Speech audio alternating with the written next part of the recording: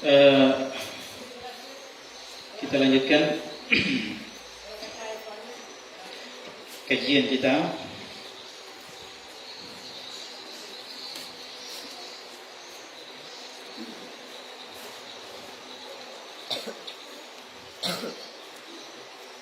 Ikhwati fillah azallahu wa iyyakum, mengagungkan para sahabat sesuai dengan kadar mereka. Ini termasuk di antara usul Ahlussunnah wal Jamaah. Ini masuk dalam bab akidah ya. Dan di antara usul Ahlussunnah wal Jamaah adalah selamatnya qalbu kita dan lidah kita atau lidah Ahlussunnah dari kebencian terhadap para sahabat. Ini di antara usul Ahlussunnah. Kalbunya harus selamat dari kebencian terhadap para sahabat, dan lidahnya harus selamat dari kata-kata yang tidak pantas untuk para sahabat. Tidak boleh mencela para sahabat, tidak boleh melaknat mereka, tidak boleh menganggap mereka sebagai orang fasik, ya, terlebih-lebih menganggap mereka sebagai orang kafir, mengkafirkan mereka, tidak boleh. Ini usul akidah Ahlussunnah wal Jamaah. Ya, seorang Ahlussunnah tidak boleh membenci para sahabat, tidak boleh melaknat mereka, ya, apalagi mengkafirkan mereka dan semisalnya. Ya. Dan mencintai para sahabat Rasul sallallahu alaihi wasallam itu merupakan bagian dari cinta kepada Rasul sallallahu alaihi wasallam. Dan mencintai orang yang dicintai oleh Rasul sallallahu alaihi wasallam. Ya. Dan mereka adalah orang-orang yang Allah pilih untuk menemani Nabi Allah Subhanahu wa taala. Ya. Mereka orang-orang terpilih yang Allah sengaja pilih untuk menemani, menyertai perjuangan Rasul sallallahu alaihi wasallam. Ya. Maka khawfidin azallahu wa iyyakum, dari sini kita ketahui bahwasanya akidah orang-orang Rafidah Syiah, ya. Kemudian ada juga yang disebut Nawasib. Ini akidah keduanya dalam masalah sahabat ini tidak benar. Adapun orang-orang Syiah, mereka melaknat para sahabat. Ya, melaknat para sahabat, bahkan mengkafirkan para sahabat kecuali beberapa orang saja di kalangan sahabat. Seperti Fatimah anak Rasulullah SAW, ya, Hasan dan Husain, Ali, ya, Salman Al-Farisi, Miqdad ibn Al-Aswad. Ini saja yang tidak dikafirkan. Yang lain dianggap kafir. Ya, maka ini bertentangan dengan akidah Ahlussunnah wal Jamaah, bertentangan dengan manhaj salaf. Ada juga yang namanya Nawasib. Ya, jadi kalau Syiah itu melebih-lebihkan hulu terhadap Ahlul Bait, ya, maka Nawasib ini adalah orang-orang yang membenci Ahlul Baitnya Rasul sallallahu alaihi wasallam, dan ini tidak diperbolehkan. Dan ini tidak diperbolehkan. Wajib bagi kita mencintai, wajib bagi seorang yang mengaku sebagai Ahlus Sunnah untuk mencintai Ahlul Bait Rasul sallallahu alaihi wasallam, menghormati mereka. Ini hukumnya wajib, ya. Dan menjaga mereka.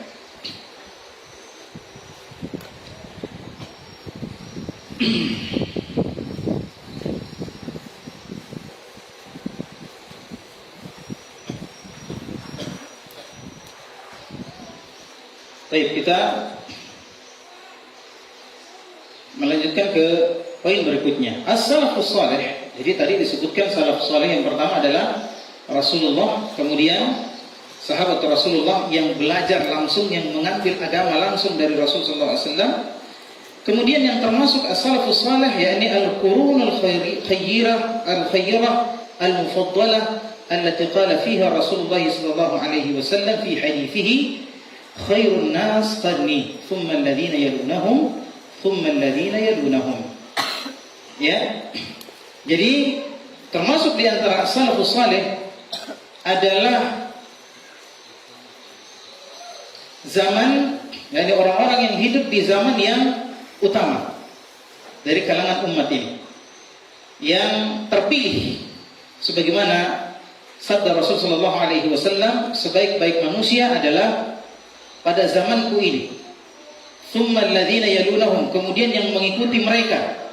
Tsumma alladziina yalunahum, kemudian yang mengikuti mereka. 3 generasi utama. Ini yang disebut dengan kaum salaf.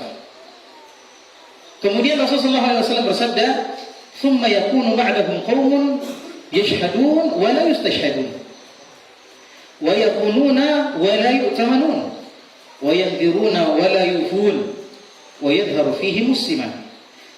Ya. Jadi dalam hadis yang lain disebutkan bahwasanya Rasulullah adalah penjaga umat ini. Ya, penjaga sahabat. Kalau Rasulullah sudah meninggal, maka tinggallah para sahabat, ya, sebagai penjaga, seperti bintang yang menjaga langit. Nah, kalau 3 generasi ini sudah hilang, ya, generasinya para sahabat yang hidup di zaman Rasulullah, kemudian generasinya murid-muridnya para sahabat tabi'in, kemudian generasinya tabi'in sudah hilang, maka kata Rasulullah SAW, ya, disitulah timbul bencana yang besar. Tsumma yakunu ba'dahum, setelah mereka akan ada kaum yashhadun wa la yustashhadun, yang memberikan persaksian padahal mereka tidak diminta persaksiannya. Antum lihat gak sekarang ikhwan, semua orang merasa berhak untuk berbicara, iya kan? Masalah Firdi Sambo misalnya, semua orang merasa berhak untuk bicara. Pertanyaannya, mereka punya ilmunya atau tidak? Tidak. Lalu mereka berani memberikan kesaksian. Yashhaduna wa la yustashhadun. Mereka memberikan persaksian padahal tidak diminta persaksiannya. Ini dalam masalah yang seperti ini saja berbahaya. Bagaimana kalau dalam masalah agama? Ya. Munculnya orang-orang yang membawakan hadis-hadis palsu. Ya. Hadis-hadis palsu dan orang-orang yang merekomendasi mereka. Padahal tidak diminta rekomendasinya, tidak diminta persaksiannya mereka. Wa yakhununa wa la yu'tamanun. Akan muncul kaum yang pengkhianat. Orang-orang di situ banyak yang berkhianat dan tidak bisa diberikan amanah. Tidak bisa diberikan amanah. Makanya kalau antum lihat orang-orang sekarang, banyak yang seperti ini wajar. Seperti apa yang diramalkan, yang disebutkan oleh Rasulullah SAW. Ya, Rasulullah SAW bersabda, akan ada zaman-zaman penuh dengan tipuan. Orang-orang yang amanah atau orang-orang yang berkhianat diberikan amanah, diberikan kepercayaan. Para pengkhianat diberikan jabatan, diberikan kedudukan, diberikan amanah. Dan orang-orang yang amanah tidak diberikan jabatan, dilengsarkan dari jabatannya. Nah, sekarang kan begitu. Ya, kalau ada satu lembaga, instansi, ya, yang di dalamnya sudah terjadi budaya korup yang luar biasa, maka biasanya orang-orang baik itu akan dilengsarkan. Iya tidak? Betul kata Nabi sallallahu alaihi wasallam. Ya. Kemudian lebih parahnya lagi, wa yatakallamu fihi ruwaibidah. Di situ muncul orang-orang ruwaibidah, banyak bicara. Ditanya, ya Rasulullah, wa man ruwaibidah? Siapa ruwaibidah? Rajulun tafih yatakallamu fi amrin am. Orang yang ilmunya sedikit tapi bicaranya besar. Bicara politik. Padahal tidak pernah sekolah politik. Dari mana dengar politik? Dari obrolan warung kopi. Dari berita-berita yang tidak jelas. Ikhwan, ya, tidak pantas bagi seorang mukmin di zaman ini untuk sering-sering duduk dengar berita, nggak pantas. Nggak pantas. Melalaikan.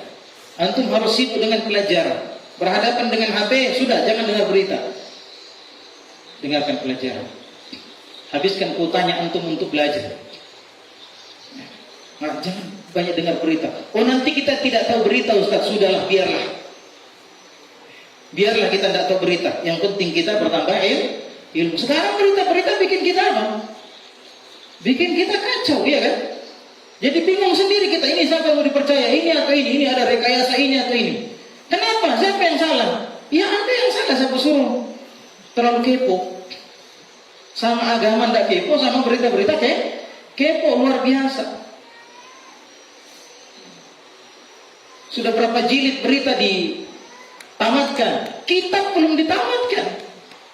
Allahu Akbar. Ini harus antum harus ini fotokopi, antum harus tamatkan ini buku ini. Diulang-ulang.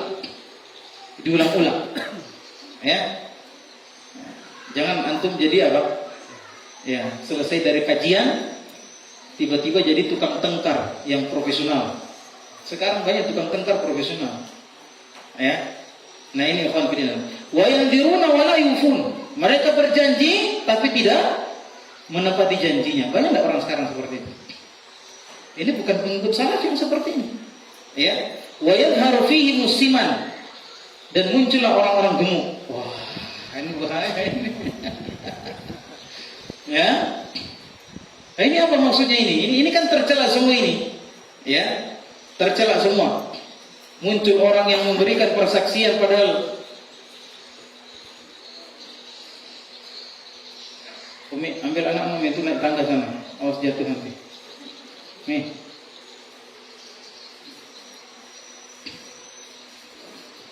Baik. Muncul orang-orang yang bersaksi padahal tidak diminta persaksiannya. Wala taqfu ma laysa laka bihi ilm. Jangan banyak ngomong, jangan lakukan apa yang kamu tidak punya ilmunya. Sekarang Masya Allah ya, sekarang orang-orang yang tidak punya ilmu bisa menilai ustadz ya.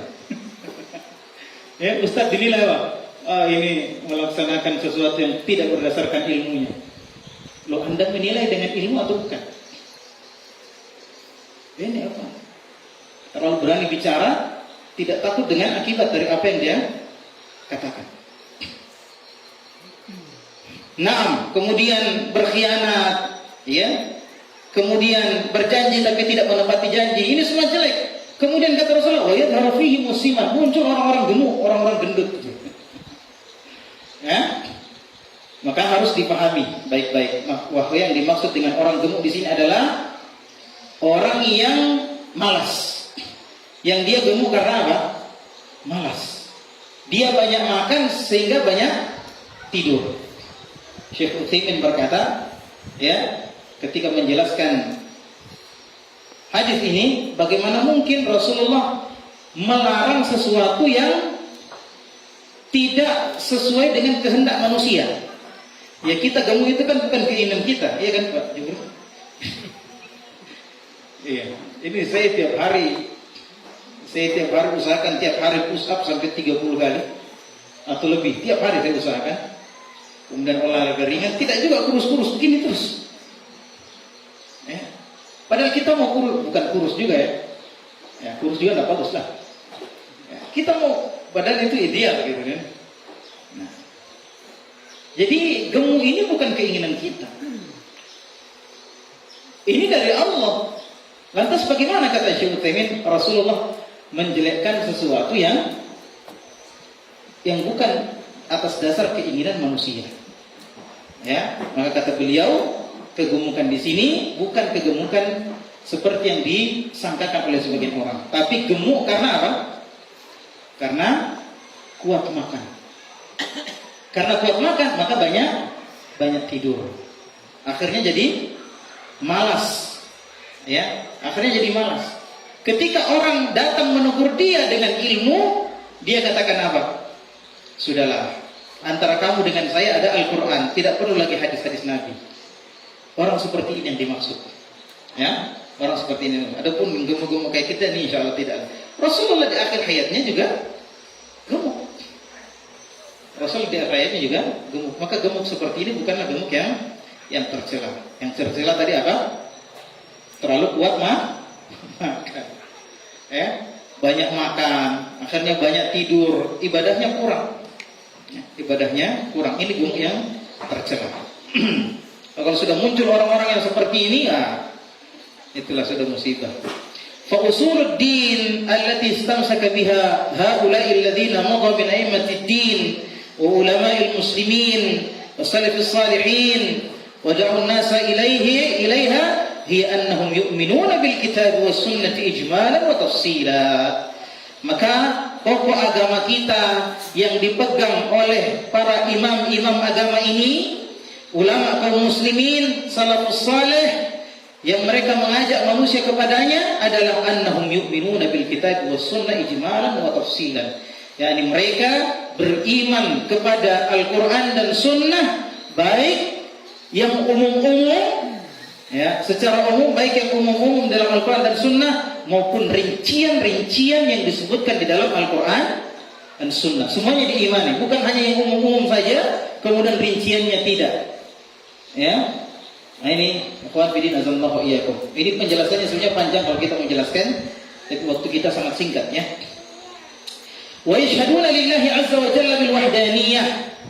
Ya, jadi yang pertama usul Ahlus Sunnah, ya, manhaj salaf berpegang teguh kepada Al-Quran dan Sunnah, baik pembahasan yang umum maupun pembahasan yang khusus. Ya. Yang kedua, mempersaksikan keesaan Allah Subhanahu wa taala. Tidak boleh seorang muslim ragu. Enggak boleh seorang muslim ragu bahwasanya Allah itu Maha Esa, enggak boleh. Ya. Tidak boleh seorang muslim ragu bahwasanya yang berkuasa satu-satunya atas alam semesta adalah Allah. Tidak boleh. Ya. Sehingga dalam hatinya tidak boleh muncul rasa khawatir jangan sampai ada yang bisa membinasakan dia kecuali atas izin Allah Subhanahu wa ta'ala. Ya. Wa Muhammadin sallallahu alaihi wasallam bin nubuwwati war risalah. Yang ketiga, ya, mempersaksikan, bersyahadat atas kenabian dan risalah Muhammad sallallahu alaihi wasallam. Yang keempat, wa ya'rifuna rabbahum bi sifatihi allati nataqa biha wahyuhu wa tanziluhu aw syahida lahu biha Rasulullah sallallahu alaihi wasallam ala ma waradat bihi al-akhbar as-sahihah wa naqalahu anhu al-udul wa thiqat. Ya. Yang berikutnya, yang keberapa itu? Mereka Ahlus Sunnah wal Jamaah, orang-orang yang berada di atas manhaj salaf, itu mengenal Allah Subhanahu wa taala dengan sifat-sifatnya Allah. Ya, dengan sifat-sifatnya Allah sebagaimana yang disebutkan oleh wahyu, yang disebutkan dalam Al-Quran, yang diturunkan oleh Allah Subhanahu wa ta'ala. Ya, jadi kita mengenal Allah dengan apa yang Allah sebutkan tentang dirinya. Ya, kita mengenal Allah dengan apa yang Allah sebutkan tentang dirinya. Allah memperkenalkan diri, kita kan tidak lihat Allah. Bagaimana kita tahu Allah? Iya, dengan apa yang Allah kabarkan sama kita, atau yang dikatakan, dipersaksikan oleh Rasul sallallahu alaihi wasallam di dalam hadis-hadis sahih yang sampai kabarnya kepada kita, yang dibawa oleh orang-orang yang adil dan thiqah terpercaya.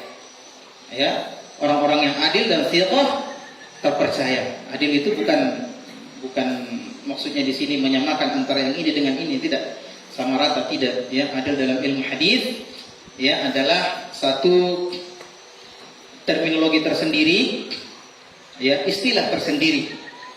Ya, adil itu orangnya baik, dia Islam, ya, bagus keislamannya, dia memiliki kewibawaan, kehormatan. Ya, jadi kalau ada yang disebut ahli hadis kemudian tidak pakai baju kemana-mana, ini tidak boleh dapat ilmu. Ya, dia tidak punya muruah, kehormatan, kewibawaan, tidak punya. Ya, tidak boleh dapat ilmunya begitu. Ya, nah, orang-orang yang adil, orang-orang yang thiqah terpercaya, ya, yang keterpercayaannya dia disaksikan oleh banyak orang, para ulama, bukan dia yang ngaku-ngaku bahwa dia thiqah. Ya, ini kalau nanti belajar ilmu hadis sama Ustaz Idris ya. Nanti ada mustalah hadis, ya, supaya tahu juga apa istilah-istilah dalam dunia hadis. Nah, jadi intinya kita mengenal Allah sesuai dengan apa yang Allah katakan tentang dirinya dan sesuai dengan kabar yang disampaikan oleh Rasul sallallahu alaihi wasallam yang kabar itu sampai kepada kita ya dalam keadaan sahih, benar. Ya, bukan kabar-kabar yang lemah atau kabar-kabar yang palsu. Ya. Makanya orang kalau bicara tentang Allah itu harus ada dalilnya. Ya, sekarang ini kan banyak. Allah kan bilang begini. Kata siapa Allah bilang begitu? Itu dalam Al-Quran ada. Orang gampang sekali Pak. Saya dengar bilang. Ada dalam Al-Quran itu bilang begini. Mana? Ya, qul hatu burhanakum. Katakan sini dalilmu, buktimu mana? Ya. Nah, ikhwatiddin azanallahu wa iyyakum. Wa yathbutuna lillahi azza wa jalla ma athbatahu li nafsihi fi kitabihi wa ala lisan rasulih min ghairi tashbihin bimakhluqatihi wala takyifin wala ta'tilin wala tahrifin wala tabdilin wala tamthil. Perhatikan. Ini adalah bantahan buat orang-orang yang berpemahaman menyimpang tentang sifat Allah Subhanahu wa taala. Jadi ceritanya begini, Allah dan Rasulullah mengabarkan atau memberitahukan kepada kita tentang Allah. Allah itu begini, Allah itu begini, Allah itu begini. Paham? Itu dalam Al-Quran dan hadis. Apa yang harus kita lakukan dengan kabar-kabar ini? Yang pertama adalah kita harus percaya dengan kabar tersebut. Kenapa? Karena datangnya dari Al-Quran dan sunnah yang sahih. Maka kita harus percaya dan menetapkan seperti yang Allah tetapkan. Misalnya Allah mengatakan Allah punya tangan. Yadullahi fawqa aydihim. Tangan Allah di atas tangan mereka. Yadullahi 'alal jamaah. Tangan Allah berada di atas jamaah, persatuan. Ya. Kemudian apa? Yadullahi mabsutatan. Kedua tangan Allah itu terbentang. Berarti Allah punya dua tangan. Kedua tangan Allah itu sebelah kanan. Nah, ini antum sudah mulai berkerut keningnya, jangan sampai membayangkan. Tidak boleh. Tidak boleh dibayangkan. Tidak boleh dibayangkan. Ini Ahlus Sunnah seperti itu. Apa yang Allah tetapkan bahwasanya Allah punya tangan, kita kasih contoh itu. Allah punya tangan dalam hadis, dalil-dalil yang kita sebutkan tadi menunjukkan Allah punya tangan. Apa yang harus kita lakukan? Maka kita harus mempercayai bahwasanya Allah punya tangan. Yang pertama, kita harus mempercayai Allah punya tangan. Itu dulu. Antum sudah percaya Allah punya tangan berdasarkan dalil-dalil tadi. Masuk yang kedua. Laisa kamitslihi syai'. Tidak ada yang sama dengan Allah.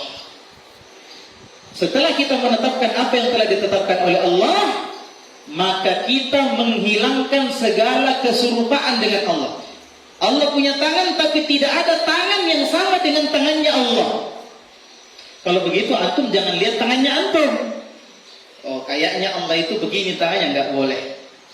Karena tidak ada yang sama dengan tangannya Allah. Kalau begitu tidak boleh kita tanya bagaimana itu tangannya Allah, nggak boleh. Kenapa? Karena tidak akan kita ketahui. Tidak boleh kita menyerupakan, menyamakan Allah dengan makhluk. Nggak boleh. Ya, tidak boleh dibayangkan. Kenapa? Kalau kita bayangkan, berarti sama kita serupakan. Karena kalau kita membayangkan sesuatu, pasti kita samakan dengan yang pernah kita lihat. Ya kan? Contoh, ini ada kisah nyata. Ini kisah nyata tapi versinya beda-beda. Tapi nggak apa-apa lah, kita jadikan contoh saja dengan satu versi. Ada orang yang qadarullah, Allah takdirkan dia buta sejak lahir. Buta sejak lahir. Dari takdir dari Allah, tidak boleh seseorang marah dan tidak boleh dia diejek karena itu takdir Allah. Tidak boleh direndahkan karena dia buta, karena itu takdir dari Allah. Baik. Suatu ketika Allah izinkan matanya terbuka, melihat. Nah, di sini versinya berbeda. Ada versi yang saya dengar mengatakan dia ketika bisa melihat, yang dilihat di depannya ayam. Sebagian mengatakan yang dilihat di depannya gunung. Nah, ini wallahu a'lam mana yang benar. Tapi kita jadikan contoh saja. Ini kisah nyata. tertutup lagi matanya setelah itu. Maka semua yang diberitahukan kepada dia, dia kiaskan, dia bandingkan dengan ayam. Ada ditanya, kamu mau nikah? Ini calon istrimu cantik. Mana cantik dengan ayam?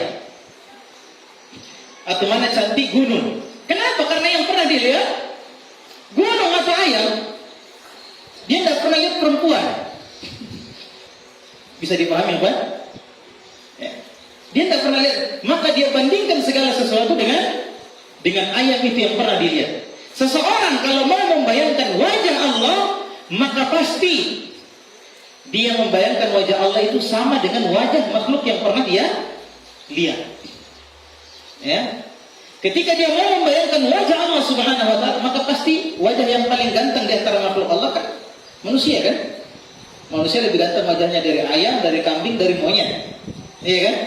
Nah, maka pasti dia akan menyerupakan wajah Allah dengan wajah, dia menimbang-nimbang meskipun dia lebih-lebihkan. Ini ada cahayanya, pasti ada kesamaan dengan wajah makhluk di dalam bayangannya.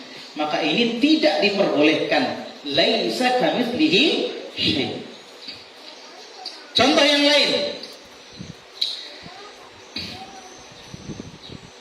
Mana peracik kopinya? Insyaallah. Jazakallah khair. Ini gelas-gelas Arab kayaknya. Tidak cocok buat saya. Saya orang Indonesia ya. Masya Allah, tidak ada gulanya. Jazakallah khair. Nah, contoh. Sekarang antum praktekkan. Ya, ilmu itu dipraktekkan. Rasul sallallahu alaihi wasallam melarang kita meludah ke depan ketika sedang sholat. Kenapa? Kata Rasulullah sallallahu alaihi wasallam, sesungguhnya Allah berada di hadapan orang yang sedang sholat, maka tidak boleh meludah ke depan. Antum bayangkan apa? Kalau antum membayangkan, antum bayangkan apa? Antum bayangkan Allah itu seperti dinding yang ada di depan kita. Iya. Dinding makhluk. Segala sesuatu yang antum lihat itu adalah makhluk. Dan Allah tidak ada samanya dengan makhluk. Maka Allah di depan kita tidak sama dengan makhluk di depan kita. Sifat Allah di depan tidak sama dengan sifat makhluk di depan. Sekarang makhluk saja berbeda-beda ya.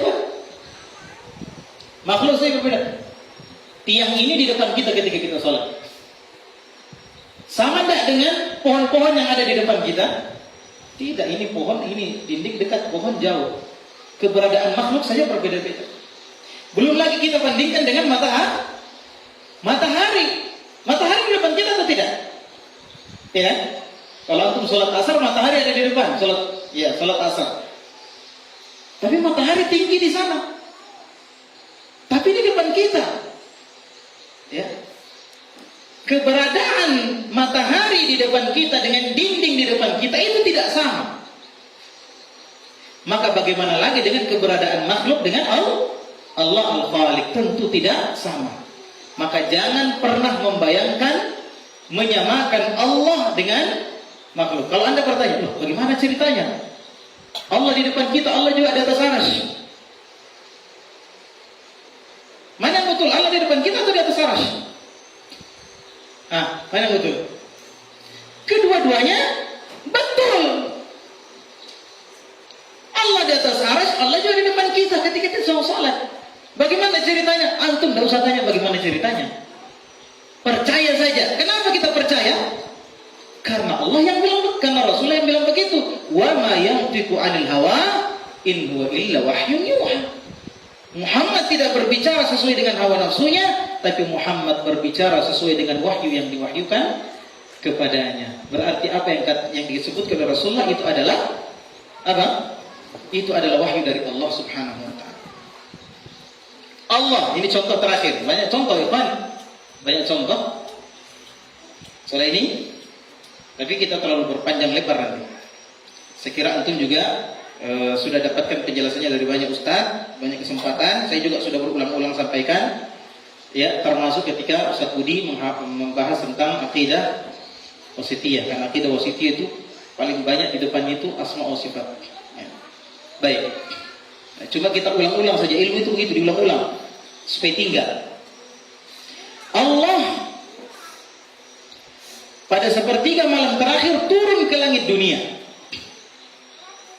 Orang-orang yang menggunakan filsafat mendahulukan akal daripada nas Al-Quran dan Sunnah itu tidak bisa percaya.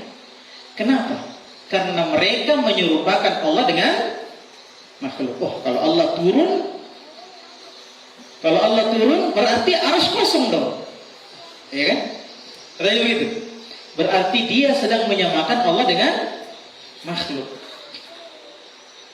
Siapa yang bilang arsy kosong? Yang kedua, kalau Allah turun di sepertiga malam terakhir tidak pernah berhenti. Kalau lewat di sini ya, yang di belakangnya lagi sepertiga, lewat sini belakangnya. Bagaimana ceritanya? Berarti Allah tidak pernah naik. Mengatakan Allah tidak pernah naik itu adalah bentuk menyerupakan Allah dengan makhluk. Ya, dia samakan turunnya Allah dengan turunnya makhluk, naiknya Allah dengan naiknya makhluk. Saya kalau turun dari kursi saya kosong. Satu. Oke. Saya kalau turun dari kursi saya kosong. Apakah itu sama dengan Allah? Tidak sama. Tidak sama. Laisa kamitslihi syai'. Kalau Anda mengatakan kalau Allah turun dari arsy, kemudian turun ke langit dunia, kemudian arsy kosong, berarti Anda telah menyamakan Allah dengan makhluknya, padahal tidak sama. Saya dipaham ya? Jadi ahlus sunnah, akidah ahlus sunnah dalam hal ini menetapkan apa yang ditetapkan oleh Allah, mengimani apa yang diwahyukan oleh Allah. Allah bilang Allah turun di langit ke dunia pada sepertiga malam terakhir, kita yakini itu. Betul Allah turun. Betul Allah turun. Ya. Tetapi tidak sama dengan turunnya makhluk. Tidak usah kita tanya bagaimana. La takyifin, tidak bertanya bagaimana caranya. Tidak. Ya, tidak usah bertanya bagaimana yang tidak usah tanya. Karena Allah tidak kasih tahu kita, makanya tidak ada orang yang tahu. Kenapa? Karena Allah memang tidak kasih tahu. Kalau Allah kasih tahu, kita bisa tahu. Tapi ini Allah tidak kasih tahu, makanya tidak ada yang tahu. Kan Allah gaib. Allah gaib. Wala ta'til. Ini seperti pekerjaannya orang Jahmiyah. Ya. Orang Jahmiyah itu apa? Yu'attilun. Ya. Tidak mengakui nama Allah, mengingkari semua sifat-sifat Allah. Tidak ada itu begitu. Allah punya tangan, tidak ada itu. Ya. Dikatakan Allah turun ke langit, tidak ada itu. Nah, ini orang-orang Jahmiyah. Jahmiyah nanti terbagi-bagi lagi. Insyaallah kita akan bahas sesaat. Ya, terbagi-bagi. Ya. Dari dicetuskan oleh siapa? Jahm bin Safwan. Iya. Kita tidak boleh mengingkari sifat-sifat Allah. Apa yang Allah beritahukan kepada kita tentang nama-namanya, tentang sifat-sifatnya, kita percaya itu ada. Allah Maha Pengasih, betul Allah pengasih. Tapi pengasihnya Allah tidak sama dengan pengasihnya manusia. Allah Maha mendengar. Kita juga mendengar. Allah juga Maha mendengar. Apakah sama pendengaran kita dengan Allah? Tidak sama. Ya. Lau anna awwalukum wa akhirukum wa insukum wa jinnukum. Ya. Sekiranya manusia yang pertama sampai manusia terakhir, jin yang pertama sampai jin yang terakhir, kanu ala sa'idin wahidin, semuanya berada di satu tempat, semuanya meminta kepada Allah secara bersamaan, semuanya, semua manusia dari awal sampai akhir, jin dari awal sampai akhir, di satu tempat, semuanya bersamaan, satu suara minta sama Allah Subhanahu Wa Taala. Allah tahu, Allah mendengarkan apa yang mereka sebutkan tanpa sedikit pun kekurangan pada pendengaran Allah. Allah, apa dibilang itu kau di sana? Apa? Tidak ada. Ya, sempurna pendengaran Allah. Kalau kita berkelahi anak tak 3 orang, ya, anak tak biasa kan? Anak-anak berkelahi 3 orang. Kita datang marah, semuanya bersamaan datang melapor 3 orang. ayah ini. Tunggu dulu satu-satu. Iya kan? Baru 3 kita sudah kurang, Pak. Jangan 3, satu orang saja bicara. Apa tadi bilang? Masya Allah, alangkah tidak sempurnanya kita sebagai manusia. Allah tidak sama pendengarannya dengan kita. Semua suara yang ada di alam semesta ini saat ini didengarkan oleh Allah Subhanahu wa taala tanpa kekurangan pendengaran sedikit pun, tidak ada tuli-tulinya sedikit pun. Tidak ada TTS-nya, tuli-tuli sedikit. Tidak ada. Ya, maka tidak sama antara sifat Allah dengan sifat makhluk. Wala tahrifin, tidak boleh diselewengkan. Ya, selewengkan maknanya atau diselewengkan lafaznya, ada 2. Ya, diselewengkan maknanya atau diselewengkan lafaznya. Contoh, Allah mengatakan War-Rahmanu 'alal 'arsy istawa. Allah beristiwa di atas arsy. Orang-orang Asy'ariyah tidak mau terima. Kalau kita bilang Allah beristiwa di atas arsy, berarti kita samakan Allah dengan makhluk, karena makhluk juga beristiwa. Kita katakan tidak. Allah beristiwa ya sesuai dengan caranya Allah, kita nggak tahu.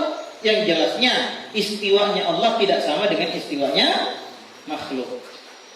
Mereka mengatakan kalau begitu, ya, karena kalau kita mengatakan Allah beristiwa berarti sama dengan makhluk, maka Allah harus disucikan. Ini Pak, niatnya baik. Maka tidak selamanya niat yang baik, pengamalannya juga baik. Niat yang baik disertai dengan pengamalan yang sesuai dengan sunnah Rasulullah SAW. Ya, ini penting. Jangan niatnya saja baik. Ya, niatnya saja baik. Ya. Misalnya Pak Syarif pulang ke Parepare habis kajian, ya kan? Tidak ada boncengannya, tidak ada boncengannya. Tiba-tiba ada akhwat apa di situ. Kasihan sama itu akhwat. Kasihannya ini akhwat ini. Jalan sendiri panas-panas, ya kan? Dalam hatinya baik kalau saya tolong, ya kan? Naimiki waktu di belakang. Bagi masyarakat umum itu bagus. Bagus atau tidak? Niatnya bagus untuk menolong ukti itu. Ya, niatnya bagus. Kasihan kan kalau jalan panas-panasan. Ya, nah dia naik motor, sudah laki-laki kuat naik motor lagi. Ini ada akhwat yang lemah, ya, butuh pertolongan jalan kaki sendirian di bawah terik matahari. Naimiki ukti. Niatnya bagus, tapi tidak sesuai dengan syariat Rasulullah SAW, maka itu tidak sama dengan ini. Niatnya mensucikan Allah dari keserupaan dengan makhluk, tapi terjerumus ke dalam tahrif, ya, menyelewengkan apa? Menyelewengkan lafaznya. Dikatakan jangan bilang istiwa, bilang istaula, menguasai, karena memang Allah menguasai arsy. Maka dia rubah itu kata istawa menjadi istaula. Bisa dipahami, Pak?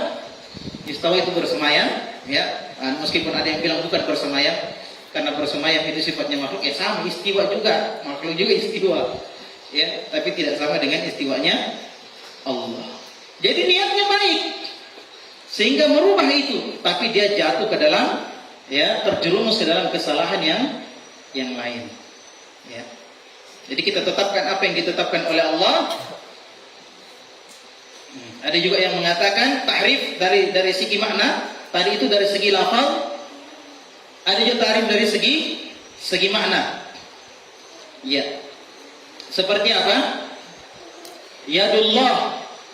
Ya, tangan Allah dikatakan apa? Itu bukan tangan, tapi itu kekuasaan. Ya, ini juga tahrif, ya, menyimpangkan maknanya, menyelewengkan maknanya, ya, dari makna yang sesungguhnya.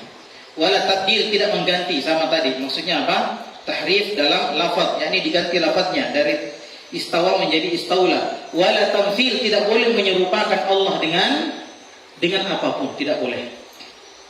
Ya, ini akidah Ahlus Sunnah wal Jamaah. Ya.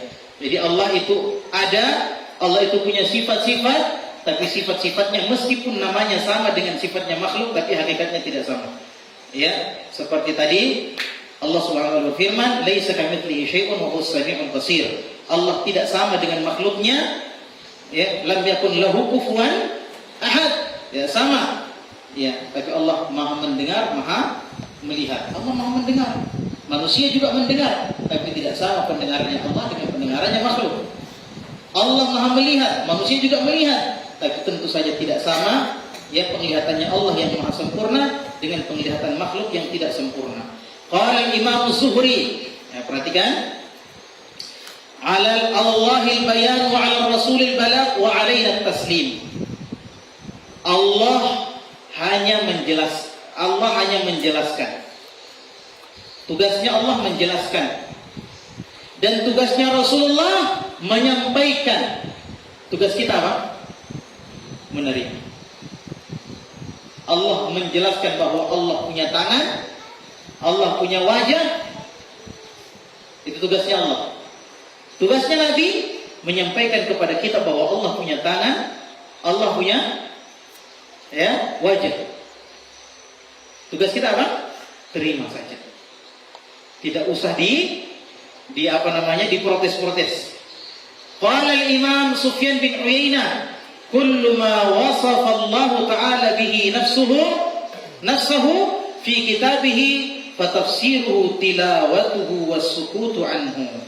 Semua yang Allah beritakan tentang dirinya. Allah bilang dia punya tangan, Allah bilang dia punya arasy, Allah bilang dia punya kursi. Ya. Apapun yang Allah beritahukan tentang dirinya, tafsirannya adalah bagaimana kita menafsirkan? Membacanya dan diam, tidak usah komentar. Diam. Kenapa kita tidak usah komentar? Karena komentar itu harus berdasarkan ilmu. Sementara kita tidak punya ilmu tentang bagaimananya sifat Allah itu. Maka tidak boleh kita komentar. Sudah Allah bilang Allah punya tangan, ya sudah Allah punya tangan. Ngapain lagi kita protes-protes? Allah yang bilang kok. Ya kan, kita diam saja. Kita baca, yakini dan diam.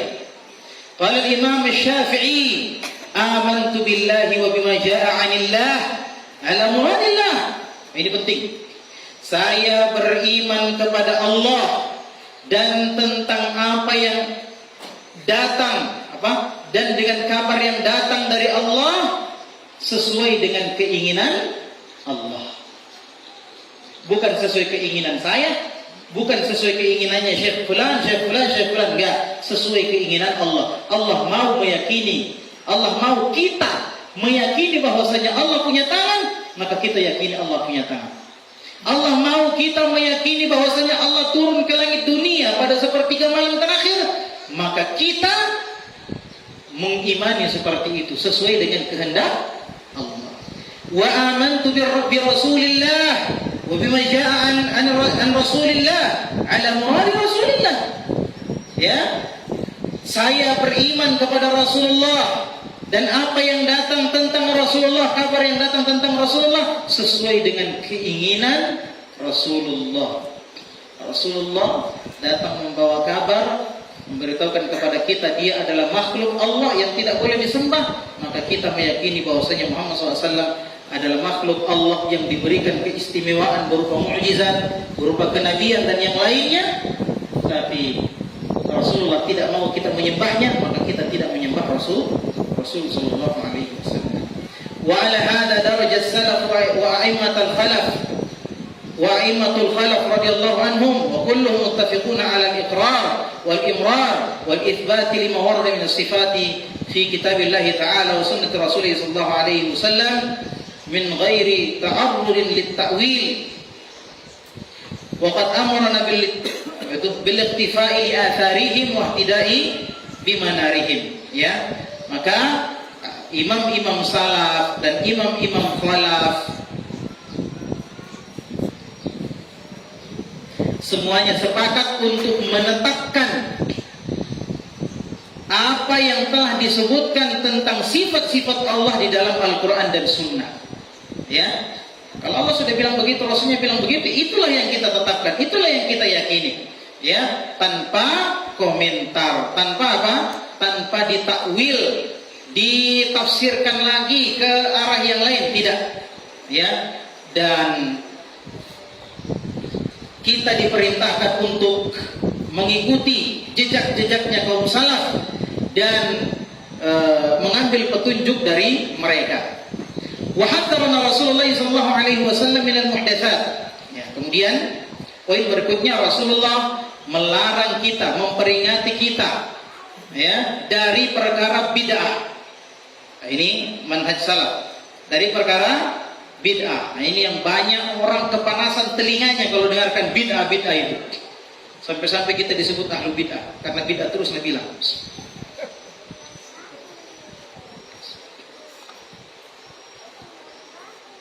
Ya, masalahnya juga ikhwan-ikhwan kita tidak ada nato selain bid'ah. Kita bicara bid'ah dibilang ahlu bid'ah. Ya. Ini perkara-perkara baru yang tidak pernah diajarkan oleh Rasulullah SAW dan para sahabatnya, tak pernah. Jadi bukan cuma zaman Rasul ya. Jadi bukan cuma zaman Rasul, ada juga zaman Khulafa ar-Rasyidin. Ya, seperti hadis yang kita bacakan tadi, kita diperintahkan untuk mengambil ajarannya Khulafa ar-Rasyidin yang diberikan petunjuk kepada kita. Wa akhbarana annaha min ad-dhalalat. Kemudian Rasul sallallahu alaihi wasallam memberitahukan kepada kita bahwasanya yang namanya bid'ah itu sesat. Pak, yang kasih tahu kita bahwasanya bid'ah itu sesat siapa? Nabi. Kok kita tidak mau percaya sih? Gimana ceritanya? Terus siapa yang kita mau ikuti? Rasul mengatakan kullu bid'atin dhalalah. Sekarang Rasul mengatakan semua bid'ah itu sesat. Ada orang yang mengatakan lafaz kullun itu tidak selamanya berarti semuanya. Iya tidak? Nah, sekarang berikan contoh, kita kasih contoh. Sekarang kita tanya, dia bahas dari sisi bahasa Arabnya. Seakan-akan jago bahasa Arab kan? Sekarang pertanyaannya apakah Rasulullah itu ahli bahasa Arab? Disebutkan bahwasanya karena Rasulullah SAW ahsanun nasi dhattan. Rasulullah itu adalah orang yang paling bagus dhatnya dalam bahasa Arab. Rasulullah ahli bahasa Arab. Rasulullah ahli bahasa Arab. Sekarang kalau Rasulullah ahli bahasa Arab, bahaya kalau ada orang yang bilang dia lebih hebat bahasa Arab dari Rasulullah. Bahaya. Ya. Pasti tidak ada yang berani mengaku. Sekarang apakah pernah Rasul sallallahu alaihi wasallam membagi kata kullun itu? Maksudnya kullu itu di sini, maksudnya kullu itu bagian ini. Pernah enggak? Pernah enggak para sahabat membagi kata kullu itu? Menyebutkan kata kullu semuanya itu tidak bermaksud semuanya? Apakah pernah ada sahabat yang begitu? Tidak pernah. Lalu kenapa orang sekarang merasa lebih hebat bahasa Arabnya daripada Rasulullah dan para sahabat? Terus ada kata Umar, Ustaz, ni'matu al-bid'ah hadhihi. Ini adalah sebaik-baik bid'ah. Apa maksudnya kata Umar itu? Jadi Umar memang pernah mengatakan sebaik-baik bid'ah ini. Ceritanya seperti apa? Jadi pada zaman Rasulullah SAW, Rasulullah itu pernah memimpin sholat tarawih selama 3 malam. Kita persingkat. Memimpin sholat tarawih selama 3 malam. Malam keempat, orang-orang menunggu Rasulullah di masjid. Karena mau juga ikut sholat tarawih berjamaah. Rasulullah tidak keluar-keluar. Orang sudah menunggu di luar. Sampai subuh Rasulullah tidak keluar. Kemudian Rasulullah memberitahukan, saya tahu kalian menunggu saya di luar. Cuma kalau saya keluar dan memimpin kalian sholat, maka kalian akan semangat. Dan saya takut, kata Rasulullah, Allah menurunkan wahyu kemudian mewajibkan sholat tarawih. Dan itu memberatkan kalian. Makanya di situ tidak pernah lagi Rasulullah sholat tarawih. Ya, sampai meninggalnya beliau. Di zaman Abu Bakar lewat zaman Umar melihat di Masjid Nabawi orang itu sholat, Pak. Sholat, masing-masing sholat. Banyak orang sholat di Masjid Nabawi, tapi masing-masing membaca. Kebayang enggak, Pak? Ya, ratusan orang baca Quran di dalam masjid. Kira-kira bagaimana suaranya? Seperti suara lebah, ya kan? Karena masing-masing baca. Apa kata Umar? Alangkah baiknya kalau mereka ini disatukan di belakang imam.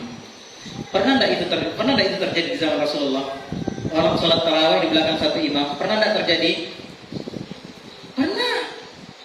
Yang dipimpin langsung oleh Rasulullah SAW. Itu bid'ah atau bukan? Bukan, karena ada contohnya. Dan di zamannya Umar tidak mungkin lagi turun wahyu untuk mewajibkan sholat tarawih. Yang dikhawatirkan Rasulullah tadi turun wahyu mewajibkan sholat tarawih. Sekarang Umar tidak mungkin lagi turun wahyu. Nah, Umar bukan Nabi. Maka kata Umar mundur ke belakang. Kata Umar, nikmatul bid'ah hadhihi, ini adalah sebaik-baik bid'ah. Kenapa disebut bid'ah padahal itu bukan bid'ah? Bid'ah atau bukan? Ya bukan, karena pernah dicontohkan Nabi. Kenapa Umar mengatakan bid'ah? Apakah kita lebih pintar daripada Umar? Ya, maka kata para ulama maksudnya adalah bid'ah dari segi bahasa. Apa sih bid'ah itu? Bid'ah dari kata, ya, dalam Al-Quran disebut apa? Badi'us samawati wal ardh. Allah lah sang badi', sang pembuat bid'ah. Masya Allah. Maksudnya bid'ah yang menciptakan sesuatu yang tidak ada sebelumnya. Allah menciptakan langit, tidak ada langit sebelum Allah menciptakan langit. Paham sampai di sini? Makanya disebut badi'. Allah membuat bid'ah. Yaitulah langit yang tidak ada menciptakan langit sebelumnya. Nah sekarang, ya, apa yang dimaksud bid'ah oleh Umar? Ya bid'ah karena belum ada yang melakukannya. Ya ini belum pernah dilakukan oleh Abu Bakar. Tapi itu bukan bid'ah karena pernah dilakukan oleh Rasulullah. Meskipun tidak pernah dilakukan oleh khalifah sebelum Umar. Paham sampai di sini? Jadi itu bukan bid'ah. Perkataan ini kemudian diambil oleh Al-Imam Syafi'i rahimahullahu ta'ala. Maka Imam Syafi'i mengatakan bid'ah itu ada bid'ah hasanah, ada bid'ah dhalalah. Betul Imam Syafi'i mengatakan begini? Betul. Apa kita lebih pintar dari Imam Syafi'i? Imam Syafi'i mengatakan ada bid'ah hasanah, bid'ah yang baik, ada yang bid'ah yang tidak baik. Tunggu dulu bos. Kita harus tahu apa maksudnya Imam Syafi'i. Dalilnya Imam Syafi'i perkataannya Umar tadi. Apa maksudnya?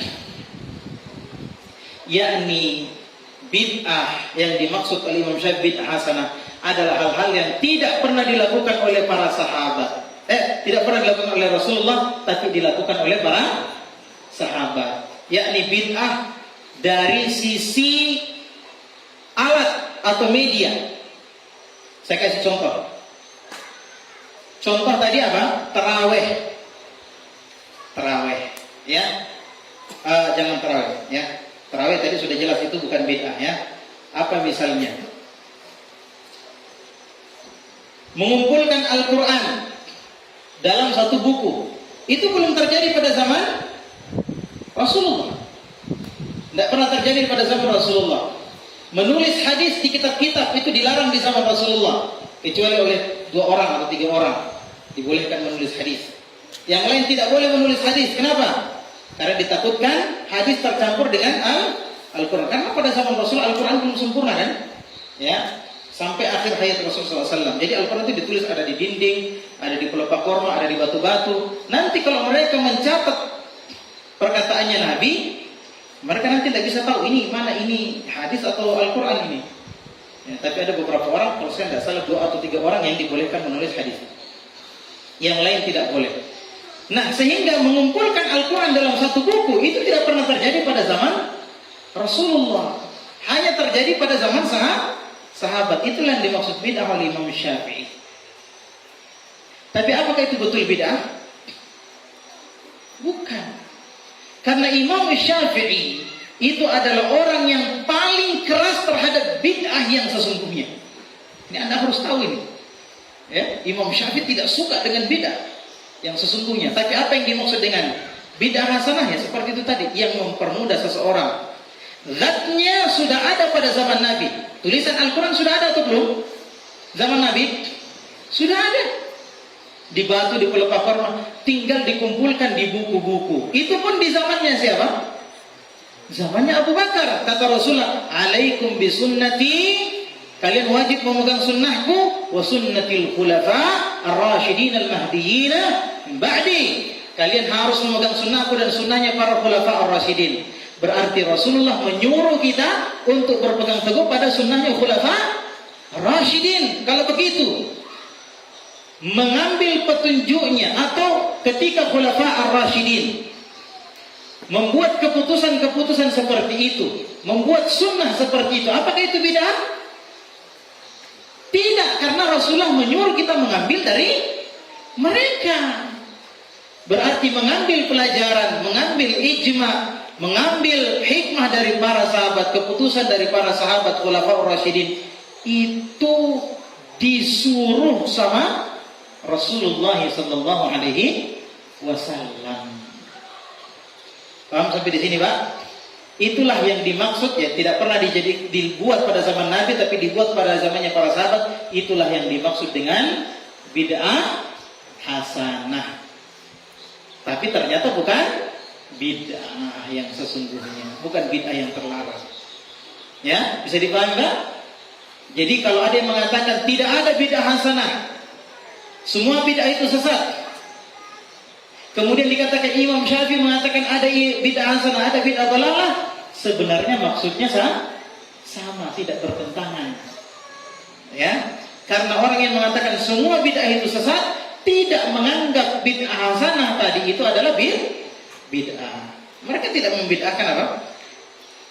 Dikumpulkannya Al-Quran, tidak membid'ahkan ini dan sebagainya. Ya, ini kayaknya semakin berat, kepala juga semakin berat ini. Ya. Saya ada obatnya. Bismillah. Masya Allah, ya. Ya, mudah-mudahan dipahami, ya. Karena ini saya sudah berat-berat ini. Ya, maka ajaran-ajaran ibadah atau keyakinan yang tidak ada pada zaman Nabi Sallallahu Alaihi Wasallam itu bid'ah, tidak boleh kita ikuti. Ya, tidak boleh kita ikuti. Kenapa? Rasul sallallahu alaihi wasallam bersabda, "Alaikum bisunnati wa sunnatil khulafa'ir rasyidin al-mahdiyyin 'addu 'alaiha bin nawajid wa iyyakum wa muhdatsatil umur fa inna kulla bid'atin dhalalah." Ya, kata Rasulullah, kalian harus memegang ajaranku, mengambil ajaranku, sunnahnya, ajarannya para khulafa'ur rasyidin. Ya, gigitlah dengan gigi geraham kalian dan jauhilah perkara-perkara bid'ah sejauh-jauhnya. Ini Nabi yang suruh kita, masa kita tidak dengar? Ya. Kenapa kata Rasulullah semua bid'ah itu sesat? Kata siapa? Rasulullah. Masa Rasulullah bilang semua bid'ah sesat, kita bilang tidak? Kita siapa? Ya. Baik. Ya, kita lanjut ya kawan. Tinggal beberapa halaman. Qala Abdullah bin Mas'ud mengatakan, "Ittabi'u wa la tabtadi'u faqad kufitum." Kata Abdullah bin Mas'ud, ikuti saja ajarannya Nabi Muhammad dan Khulafaur Rasyidin. Ikuti saja. Tidak usah kalian tambah-tambah lagi dengan perbuatan bid'ah. Apa yang sudah diajarkan Nabi, yang diajarkan para sahabatnya, sudah cukup bagi kita. Tidak usah lagi diberat-beratkan. Yang ada saja sudah berat, Pak. Iya kan? Berapa macam doa tidur? Ada yang tahu? Nah, ada beberapa doa tidur itu. Apa kita bisa baca semuanya? Tak kalau mengantuk ini. Itu saja tak bisa kita kerjakan. Disuruh bangun sholat malam. Apakah kita ini betul-betul tiap malam bangun sholat malam? 11 rakaat seperti sholatnya Rasulullah SAW sampai bengkak-bengkak kakinya. Itu saja kita tak bisa. Iya kan? Itu saja tak bisa. Doa zikir pagi petang. Ya, hanya zikir pagi petang ada di Hisnul Muslim, lihat. Apa kita bisa kerja semua tiap hari, betul-betul tiap hari? Mau ditambah-tambahin lagi? Yang ada apa? Yang kita kerjakan bid'ah, yang sunnah kita tinggalkan. Na'udzubillah min dzalik. Umar bin Abdul Aziz rahimahullah mengatakan, "Kif haitsu waqafa al-qaum fa innahum an ilmin waqafu wa bi basarin nafidin kuffu." Kata Umar bin Abdul Aziz, ya berdirilah di mana kaum salaf itu berdiri. Ya, berdirilah di sisi mereka. Ya, stand with them side. Ya. Fa innahum an ilmin waqafu, karena mereka berdiri di situ, berhenti di situ karena ilmu. Yani apa yang mereka lakukan karena ilmu yang dia pelajari dari Rasulullah SAW. Ya, Dan mereka berhenti atau tidak melakukan sesuatu juga karena ilmu. Jadi apa yang dilakukan kaum salaf karena ilmu, apa yang mereka tidak lakukan juga karena ilmu. Meninggalkan sesuatu karena ilmu. Al-Imam Al-Auza'i rahimahullah mengatakan, "Alaika bi athari man salaf wa in rafadaka an-nas." Kalian wajib mengambil jejaknya para salaf, ajarannya para salaf, meskipun manusia menolakmu, manusia membencimu. Ya. Gaya Pak jenggo-jenggo engkau si carana. Aduh. Engkau si ninja-ninja mati cuma cuek. Kemudian tidak senang betul lihat kita berjenggot, tidak senang betul kita lihat cadar, tidak senang. Tapi kata Imam Al-Auza'i, kalian wajib mengikuti jejaknya para salaf, meskipun manusia tidak suka, meskipun manusia menolak. Wa iyyaka wa ara'ar rijal. Ya, jangan kau ambil pendapat-pendapatnya orang yang menyelisihi, yang tidak sama dengan kaum salaf, jangan diambil. Ya, wa in zakhrafuhu laka bil qaul, meskipun mereka memperindahnya dengan kata-kata. Seperti tadi Pak, itu kan kita bingung kan? Bagaimana caranya Allah di sepertiga langit, di langit dunia pada sepertiga malam? Itu kan kita berpikir, iya juga ya. Iya kan? Kalau kita memakai akal. Nah, tidak pernah berhenti itu sepertiga malam di sini ada di sini. Berarti Allah tidak pernah naik dong. Itu kata-kata yang penuh dengan syubhat pemikiran. Kalau kita tidak diajarkan bagaimana bantahannya, kita tidak bisa tahu, kita bisa terjerumus ke situ.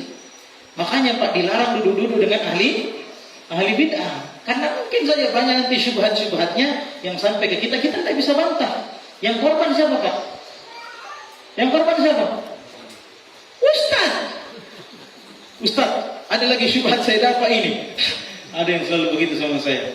Ustaz, ada lagi syubhat. Antum ini cari-cari syubhat. Itu Ustaz hampir semua begitu. Ustaz Badru juga. Ustaz siapa itu pernah sakit? Iya, saya juga begitu. Antum ini cari-cari syubhat, dapat syubhat, datang ke kita lagi. Ya, tukang gali syubhat. Di antara akidah kaum salaf, al-imanu qaulun bil lisan wa amalun bil jawarihi wal arkan wa aqdun bil qalbi wal janan wa anna al-iman yazidu bil ta'ah wa yanqusu bil ma'siyah. Keyakinan Ahlus Sunnah, keyakinan kaum salaf as-salih, bahwasanya iman itu adalah disebutkan, dikatakan dengan lidah, nampak di perkataannya seseorang, kemudian dilaksanakan oleh anggota badan dan diyakini oleh hatinya, oleh kalbunya. Jadi keyakinan dengan kalbu, diikrarkan dengan lidah dan diamalkan dengan anggota badan, harus dengan ini. Dan iman itu bisa bertambah dan bisa berkurang. Ini keyakinan Ahlus Sunnah sesuai dengan dalil-dalil syariat. Ya. Makanya kita dapati ikhwan, ya, kita dapati dalil-dalil yang menyebutkan apa?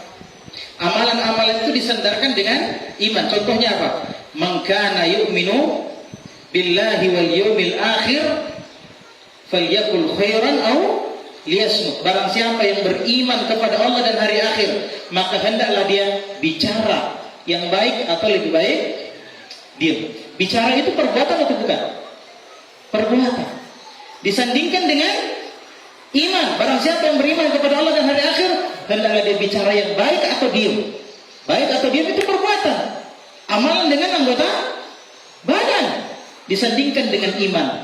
Maka kalau begitu, amalan itu adalah bagian dari keimanan. Keimanan seseorang tidak sempurna kalau tidak dibuktikan dengan amalan. Ini berselisih, berbeda dengan keyakinannya siapa? Berbeda dengan keyakinannya orang-orang Murji'ah. Orang-orang Murji'ah ini pembahasannya ada panjang sekali ya kawan, tapi kita tidak bisa bacakan.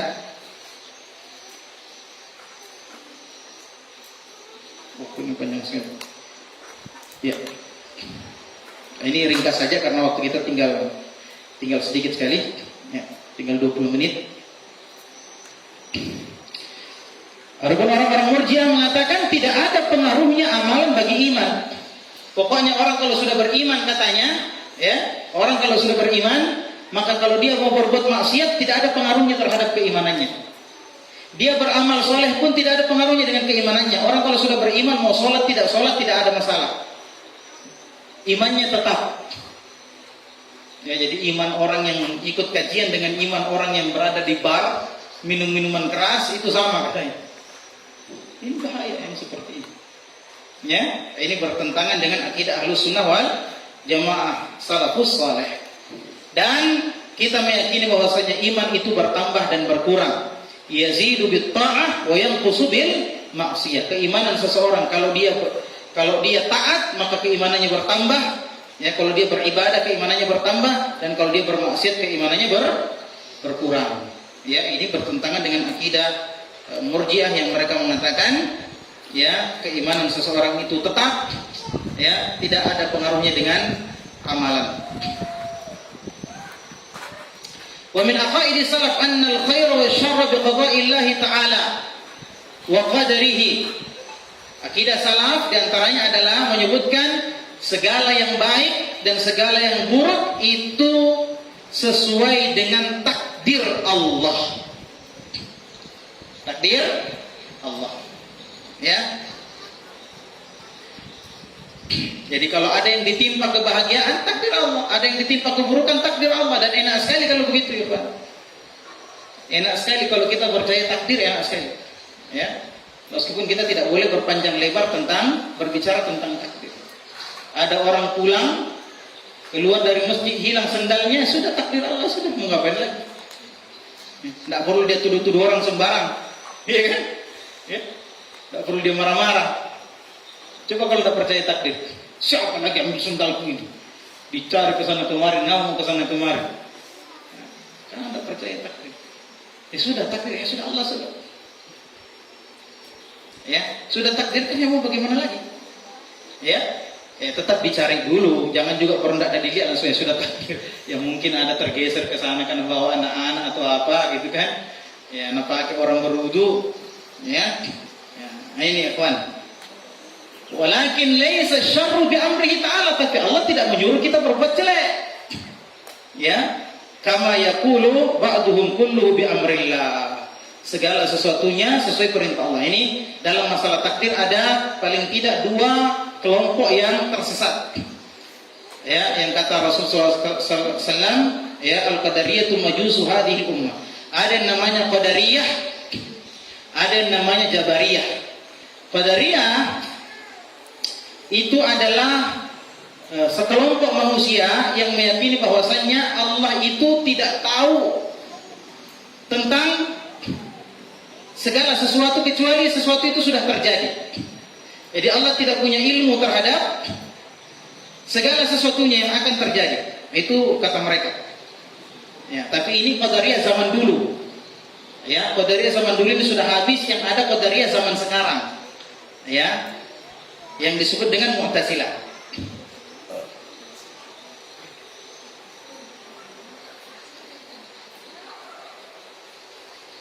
Nah, dalam beriman kepada takdir ada 4 hal yang harus kita imani.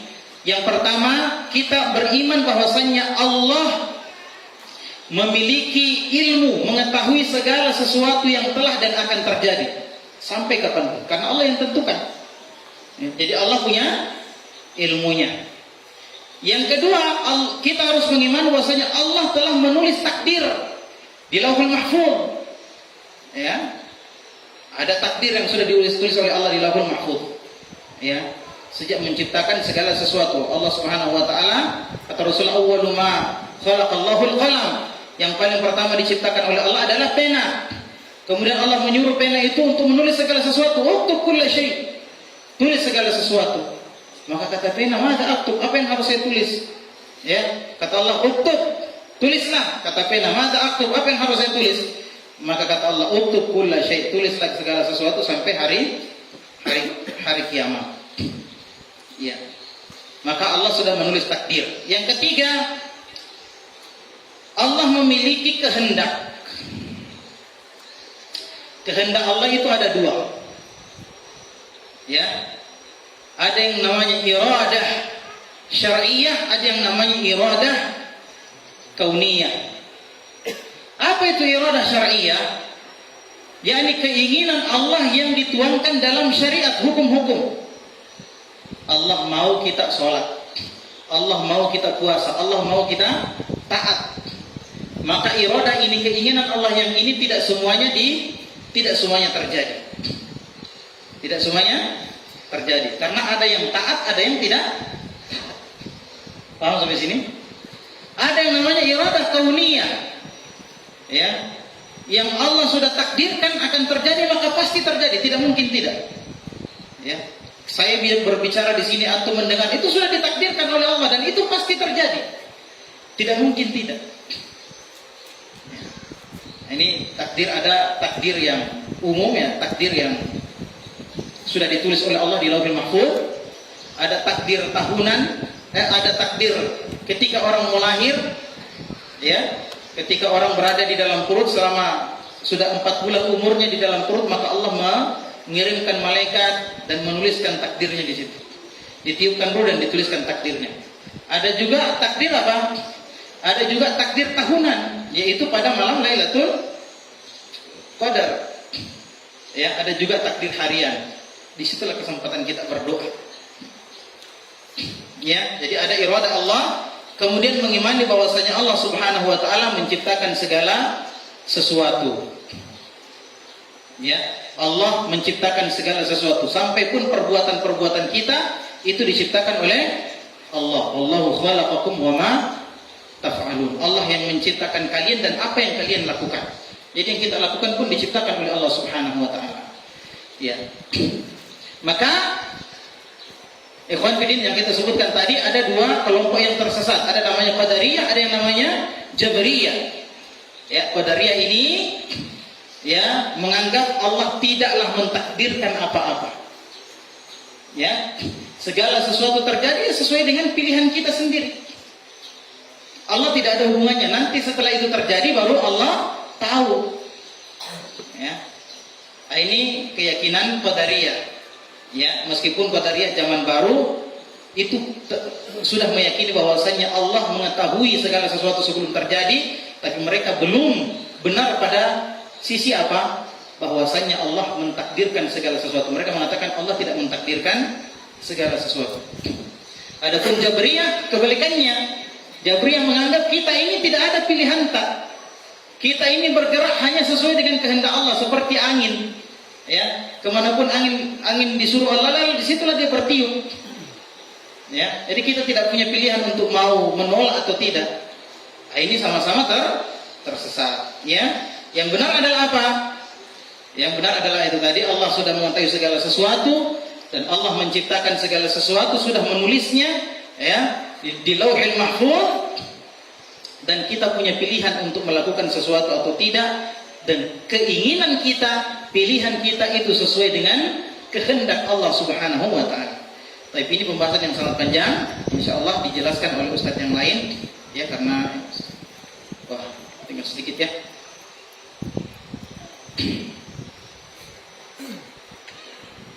Ya, jadi kita punya pilihan, makanya kita disiksa ya, dan diberikan surga. Kalau kita ikut ya kita diberikan surga, kalau tidak ya disiksa. Wa huwa subhanahu la ya'mur bil fahsya. Allah tidaklah memerintahkan keburukan. Ini ada kisahnya, Umar pernah menangkap pencuri. Ya, pernah menangkap pencuri. Kemudian pencuri itu mengatakan, "Wahai Umar, Allah sudah mentakdirkan saya mencuri." Ya? Maka Umar potong tangannya, dia bilang, "Allah sudah takdirkan kau dipotong tanganmu." Ya. Wa innama, ya, Allah tidak memerintahkan keburukan. Wa innama yanha anha, Allah melarang keburukan. Wal insanu ghairu mujbir, manusia itu tidak dipaksa. Manusia itu juga punya kehendak. Wa ma tasyauna illa ayyasha'allahu rabbul alamin. Ya, tidak ada yang bisa kalian kehendaki kecuali atas kehendak Allah, ya, Rabbul alamin. Yakhtaru af'aluhu wa aqaidahu. Manusia itu memilih apa yang dia mau lakukan dan memilih apa yang dia yakini. Dia memilih. Ya, wa yastahiqqul iqab aw ats-tsawab ala hasbi ikhtiyarihi. Jadi manusia bisa memilih. Inna hadainahu sabila imma syakiran wa imma kafura. Kami, kata Allah, telah menunjukkan kepada mereka jalan, maka tergantung mereka. Mereka syakir maka mau bersyukur dengan mengikuti jalan yang lurus. Apa tadi? Imma syakiran atau kafur, atau mereka mau kufur dengan mengikuti jalan yang tersesat. Berarti manusia diberi pilihan.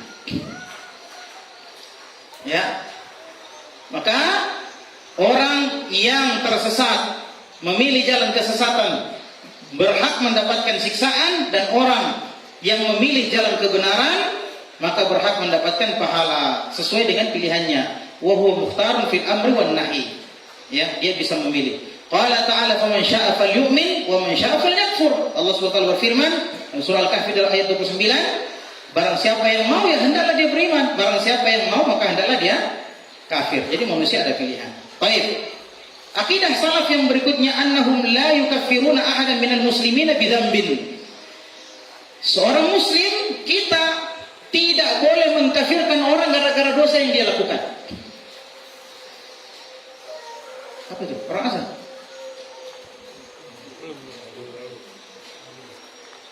Iya.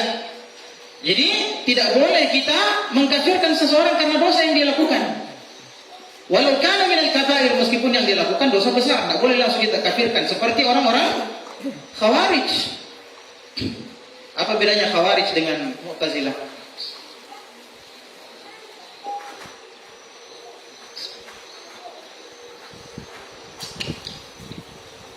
Apa bedanya? Apa bedanya dan apa samanya? Orang Khawarij meyakini bahwasannya orang yang melakukan dosa besar itu orang yang melakukan dosa besar itu keluar dari Islam, kafir. Kafir.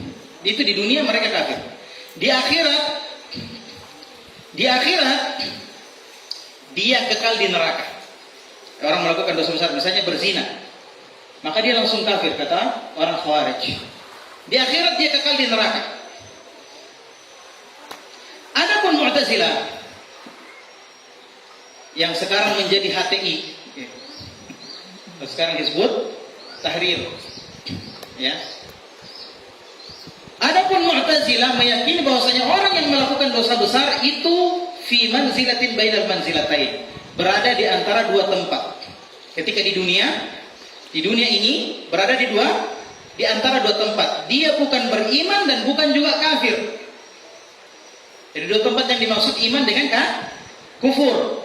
Nah, kalau di dunia orang yang berbuat dosa besar itu di antara kafir dengan iman. Jadi dia tidak beriman bukan juga kafir. Itu namanya di tempat di antara dua tempat.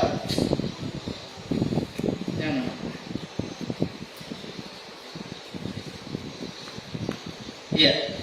Paham sampai di sini? Tetapi mereka meyakini bahwasanya kalau di akhirat nanti mereka kekal di neraka.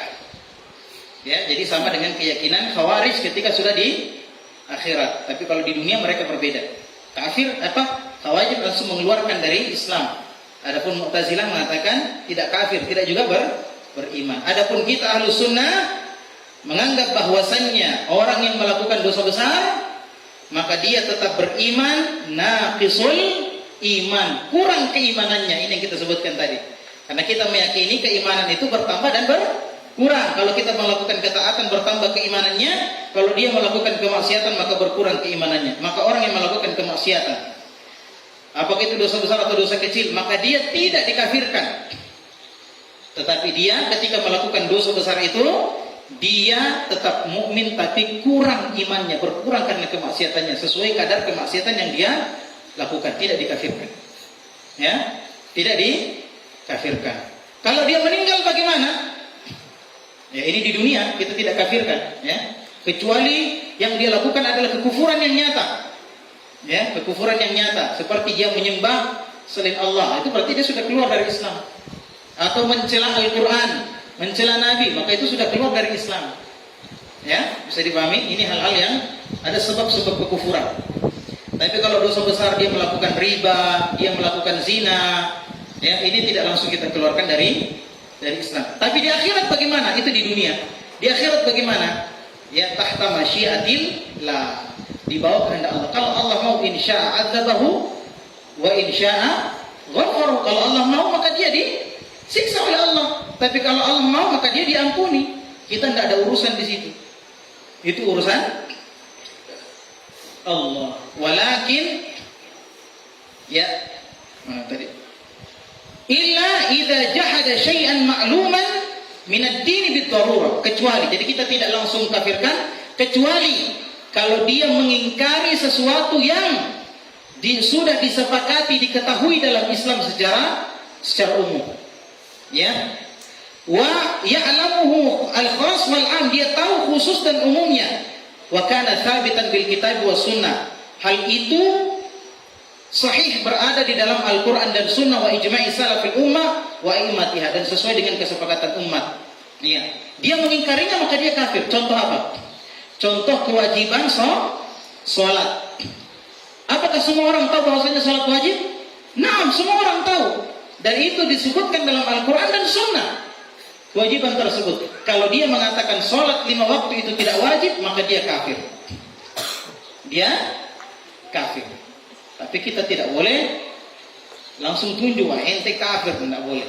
Ada namanya syurut, ada namanya mawani. Ada syarat-syarat yang harus dipenuhi untuk mengkafirkan seseorang, dan ada penghalang-penghalangnya. Nah, ini panjang lagi kan? Ya. Nanti insya Allah kita bahas di tempat yang lain. Jadi tidak langsung mengkafirkan orang. Ya, tidak langsung mengkafirkan orang. Di antara akidah salaf, annahum ya'buduna Allah Ta'ala wa la yusyrikuna bihi syai'a. Yani mereka menyembah Allah satu-satunya, tidak menyekutukan Allah. Fala yas'aluna illa Allah Ta'ala. Mereka tidak minta kecuali kepada Allah. Ya, kecuali dalam hal-hal yang apa tadi makhluk mampu lakukan. Ya, seperti akik minta tolong angkatkan Kak dulu batu bata di sana. Bisa, makhluk itu bisa, maka itu boleh. Ya, ini sudah kita jelaskan tadi hal-hal yang tidak diperbolehkan. Fala yas'aluna illallah wa la yasta'inuna illa billahi azza wa jalla. Tidak minta tolong kecuali kepada Allah. Ya, tidak boleh minta tolong kepada jin dan sebagainya. Wa la yastaghithuna illa bihi subhanahu. Ya, tidak minta perlindungan ya dari apa kesulitan yang besar kecuali kepada Allah Subhanahu wa taala. Wa la yatawakkaluna illa alaihi jalla wa ala. Tidak menyandarkan dirinya kecuali kepada Allah. Tidak menyandarkan dirinya kepada cincin. Ya. Ini cincin ini kalau saya pakai malam-malam ini aman, ya. Jadi kalau saya gosok ini hujan. Nauzubillah, ini syirik, ya. Tidak boleh bertawakal kepada selain Allah. Wala yatawassaluna ila Allah bi ta'atihi. Wa yatawassaluna ila Allah bi ta'atihi wa ibadatihi wal qiyam bil a'mal shalihah. Mereka bertawassul kepada Allah dengan apa? Tawassulnya dengan apa? Dengan ketaatan kepada Allah, dengan ibadah kepada Allah dan beramal soleh. Seperti hadis 3 orang yang terjebak di dalam gua. Paham kan semua? Ya, mereka bertawassul kepada Allah dengan amal soleh. Ada yang bertawassul dengan baktinya kepada ibu orang tuanya. Ada yang bertawassul dengan apa? Dengan dia meninggalkan zina yang sudah di depan mata. Apalagi satu. Ada yang bertawassul dengan amanah yang dia emban, ya. Amanah yang diemban ketika memelihara gaji tukang yang belum diberikan gajinya, ya. Maka mereka bertawassul dengan itu, kemudian Allah membukakan pintu gerbang. Ya Allah, jika Engkau tahu bahwasanya saya melakukan hal itu karena Engkau ya Allah, maka apa kira-kira yang kita minta? Ya Allah, kasih berhasillah usahaku. Boleh, ya. Ya Allah, saya datang kajian ya Allah untukmu ya Allah, karena Engkau yang memerintahkan aku. Kalau Engkau tahu bahwasanya itu adalah saya lakukan karenamu ya Allah, maka apa Pak Syarif? Apa yang paling diinginkan? Menikah. Masya Allah. Iya, iya. Iya, sambil promosi kesempatan dia. Iya, iya. Bertawasul dengan amal soleh boleh, ya. Tidak boleh bertawasul dengan orang sudah mati, nggak boleh. Ya, atau bertawasul dengan jin, nggak boleh. Jadi ada tawasul yang disyariatkan, ada tawasul yang tidak diperbolehkan. Allah Subhanahu wa taala berfirman, "Ya ayyuhalladzina amanu ittaqullaha wabtaghu ilaihil wasilah." Wahai orang-orang yang beriman, bertakwalah kepada Allah dan carilah wasilah kepada Allah Subhanahu wa taala. Ay taqarrabu ilaihi bi ta'atihi wa ibadatihi. Maksudnya adalah mendekatlah kepada Allah dengan ketaatan kepadanya dan ibadah kepadanya. Nah, ini juga min aqaidis salaf, akidah salaf, anna salata jaizun khalfa kulli barrin wa fajir idza kana zahiruha sahihan. Ya, bolehnya salat di belakang orang yang apa? Orang yang baik ataupun orang yang tidak baik. Ya, boleh. Dia menjadi imam boleh. Kalau salatnya apa? Kalau salatnya dari zahirnya salatnya sah. Ya, kalau dari zahirnya orang salatnya sah. Ya, kalau tidak ada imam lain atau kita cuma singgah-singgah saja, memang kita lebih baik dari dia mungkin. Lebih bagus bacaan Quran, lebih bagus bacaan Quran tak, lebih banyak hafalan tak, lebih tahu sunnah daripada orang itu, tapi kita cuma singgah di masjidnya. Ya, dia imam tetap di situ, ya sudah, imam bermakmum saja. Ya, bermakmum saja. Yang sama juga kalau kajian-kajian di masjidnya, masjid-masjid umum, ya. Kalau kita langsung maju jadi imam atau muazzin, maka nanti dia bilang, "Wah, mau lagi nak kuasai masjid." Ya, maka jangan. Biarkan dia yang imam. Ya. Nanti setelah mereka tertarik, nanti setelah mereka apa? Setelah mereka tahu, oh ternyata ini manhaj yang benar, mereka paham kedudukan ahli ilmu, barulah kalau dia sendiri yang suruh kita. Jangan kita yang minta. Ya. Karena ini bisa apa? Bisa menimbulkan efek yang negatif. Ya, seakan-akan kita yang mau kuasai masjid. Oh, ini orang berdatang dia semua. Dia tuh minum, dia tuh azan. Dia tuh menguasai masjid. Ya, ya, itu yang kita hindari, ikhwan. Sehingga gara-gara itu orang bisa lari. Ya, boleh. Sama dengan pemimpin. Ini dikiaskan kepada pemimpin. Ya, pemimpin yang jahat itu lebih baik daripada tidak ada pemimpin sama sekali. Tentu bisa bayangkan kalau tidak ada pemimpin di negara kita, apa yang terjadi? Negara kita jadi makanan seperti rebutan orang kelaparan, ya kan? Semuanya mau datang, semuanya mau masuk. Dan ingat akhwan, pemimpin yang soleh itu dari masyarakat yang soleh. Kama takunu yu'ammar alaikum. Makanya pernah ada yang mengadu kepada Umar bin Abdul Aziz bahwasanya gubernur di tempat mereka itu jahat. Maka Umar bin Abdul Aziz membalas surat mereka, kama takunu yu'ammar alaikum. Ya, kalian akan diberikan pemimpin sebagaimana keadaan kalian. Inilah pentingnya dakwah. Kita dakwah, ajak orang untuk belajar sehingga orang tahu mana yang zalim, mana yang tidak. Sehingga orang tahu mana yang hak, mana yang batil. Kalau masyarakat sebagian besarnya sudah mengetahui mana hak yang mana yang batil, maka insya Allah Allah akan memberikan kita pemimpin yang tahu yang hak dengan yang batil. Tapi kalau mayoritas kita seperti ini, kita saja yang sudah ngaji, cuek terhadap kezaliman yang ada di sekitar kita, ya, kemaksiatan yang ada di sekitar kita, kita tidak peduli. Bagaimana kita mendapat pemimpin yang baik? Ya, jadi diperbaiki dari bawah, ya, dari masyarakatnya. Ya. Wala nujzi'u li ahadin ka'inan man kana bi jannatin wala nar. Tidak boleh kita memastikan seseorang itu sudah masuk surga atau masuk neraka. Ada orang mati, kecuali orang kafir ya. Ada orang mati, wah masuk neraka ini nggak boleh. Atau ada orang masuk pergi berperang, meninggal dalam peperangan, oh pasti masuk surga. Tidak boleh kita pastikan. Tidak boleh kita pastikan. Kecuali orang yang memang sudah ditunjuk oleh Rasulullah. Seperti misalnya apa? Seperti Asyarul Mubasysyirin bil Jannah, 10 orang yang memang sudah dijanji masuk surga. Ada juga yang lain, ada seperti Ukasha, ya, dan yang lain-lainnya, ya, disebutkan dia akan masuk surga. Istri-istri Rasulullah juga disebutkan mereka akan masuk surga. Anak-anak Rasul sallallahu alaihi wasallam, cucunya Rasulullah Hasan dan Husain itu tidak masuk dalam 10 apa? 10 orang yang diberikan kabar gembira. Tapi kata Rasulullah, saya punya anak ini, yakni Hasan dan Husain, cucunya itu adalah pemuda-pemuda di surga. Tapi dia masuk surga. Ya. Jadi kalau ada nas hadis yang mengatakan ini masuk surga, ini masuk surga, maka kita pastikan dia masuk surga. Kalau tidak ada dalilnya, kita tidak boleh memastikan, meskipun dia mati di medan perang.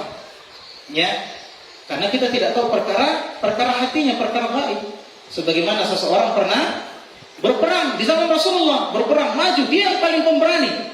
Kaget orang lihat, semua kalau ada barikade musuh yang tidak bisa ditembus, dia maju, dia hantam, terhambur orang. Maka para sahabat bilang, "Woi, masuk surga." Kata Rasulullah, "Enggak, dia enggak masuk surga, dia masuk neraka." Kaget sahabat, "Kok bisa?" Nah, dia sudah orang paling berani. Maka salah seorang sahabat penasaran, dia ikuti orang tadi, ternyata karena saking beraninya sehingga badannya tercabik. Tidak tahan pergi ke tenda. Diikuti sama orang tadi, sahabat tadi. Kemudian dia taruh pedangnya di ujung pedangnya di ulu hatinya, kemudian dia tusuk bunuh diri. Maka orang tadi pulang, kata orang itu, "Sadaqa Rasulullah SAW." Telah benar Rasulullah SAW. Ya, kata Rasulullah, "Innamal a'malu bi khawatimiha." Sesungguhnya amal itu tergantung penutupnya. Jadi kita tidak boleh pastikan.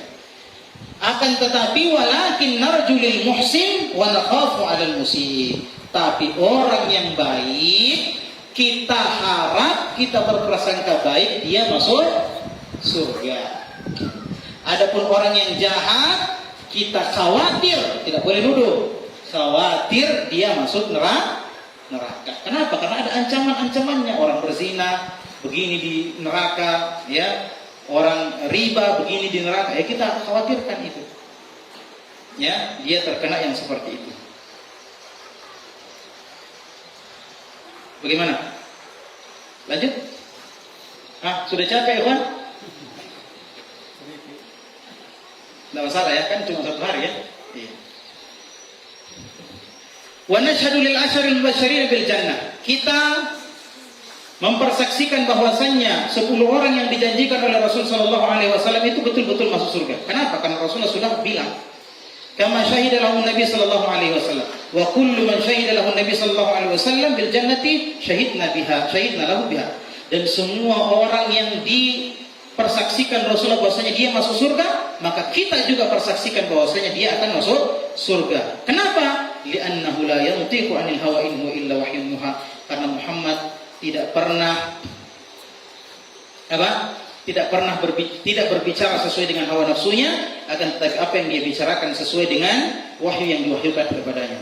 Wa natawalla ashab Rasul sallallahu alaihi wasallam wa nakuffa an masawihim.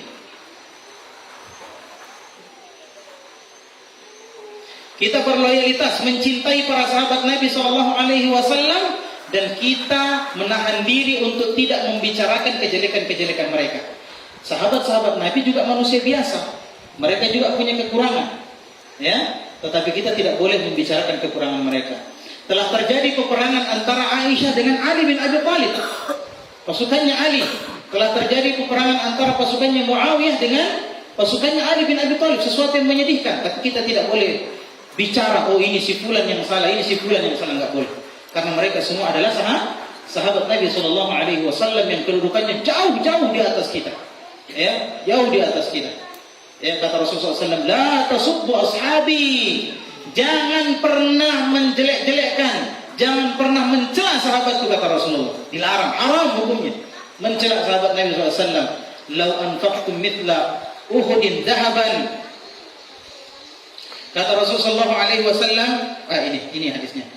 Ya, fa walladhi nafsi biyadihi law anfaqa ahadukum mithla ahadin dhahaban ma balagha mudda ahadihim wala nasifahu. Kata Rasulullah SAW, jangan kalian mencela sahabatku. Sekiranya, ya, demi Allah yang jiwaku berada di tangannya, sekiranya ada di antara kalian yang menyedekahkan emas sebesar gunung Uhud. Saya kan pernah lihat gunung Uhud, besar ya. Yang pernah umrah mesti pernah lihat. Di samping-sampingnya ada beberapa gunung-gunung kecil, bukit-bukit, ya. Ada masjid di situ. Ada masjid. Ya, di samping masjid itu ada kuburan syuhada Uhud. Mudah-mudahan kita semua bisa umrah, ya, atau haji. Yang sudah, yang mudah-mudahan bisa terulang lagi ke sana. Ada status saya yang heboh kemarin. Saya bilang saya ini sudah jadi pembimbing umroh sejak tahun 2008. Kaget orang. Saya kira baru kemarin pergi Ustaz. Iya, istri saya namanya umroh. Saya nikahi dia tahun 2008. Sejak saat itulah saya menjadi pembimbing umroh. Aduh, bisa aja loh. Saya kasih share ke Ustaz Mufli yang mati dia ketawa. Oke. Ya, maka tidak mungkin sekiranya ada seorang di antara kalian menyedekahkan emas sebesar gunung Uhud, maka itu tidak sampai, ya, tidak sampai apa? Tidak sampai menyamai kalau mereka menyedekahkan satu mud. Nah, ini berselisih para ulama apa maksudnya, apakah satu mud makanan atau satu mud itu seperempatnya ini ya. Ini satu mud itu seperempatnya ini. Ya. Kalau ada di antara mereka yang menyumbangkan, menyedekahkan satu mud, sebagian mengatakan satu mud emas, sebagian mengatakan satu mud makanan. Kenapa? Karena yang ditakar dengan mud itu makanan. Sementara emas itu ditakar dengan kilo. Ya. Maka sebagian mengatakan yang dimaksud di sini adalah satu mud makanan. Meskipun satu mud makanan yang mereka seperempatnya ini mereka sedekahkan itu tidak bisa tidak bisa disampai oleh gunung emas yang kamu sedekahkan. Bagaimana kita mencela orang begitu? Ya. Sementara mereka bersedekah banyak dengan banyak hal. Baik, wala nasifahu, bahkan tidak setengah mud pun kau sampai. Tapi kita juga wajib meyakini ikhwan, anna sahabata laisu bima'sumina 'anil khata'. Sahabat itu bukanlah orang yang tidak pernah salah. Ya, sahabat manusia biasa, pasti pernah salah juga. Wal ismatu lillahi ta'ala, dan ya al-isma itu milik Allah, yakni yang tidak pernah salah itu ya Allah saja. Wa rasuluhu, dan begitu pula Rasul sallallahu alaihi wasallam fit tabligh, dalam menyampaikan agama. Wa anna Allah ta'ala asama majmu'al ummati 'anil khata'. Ya. Jadi yang dijadikan hujjah itu adalah perkataan atau kesepakatannya para sahabat, ijma'nya sahabat. Kalau satu persatu maka itu bukan, ya, tidak bisa dijadikan hujjah yang setingkat dengan ijma', tidak bisa. Nah, wa anna Allah ta'ala asama majmu'al ummati minal khata'. Allah Subhanahu wa taala menjaga sekelompok manusia dari kesalahan, ya, kalau mereka bersatu.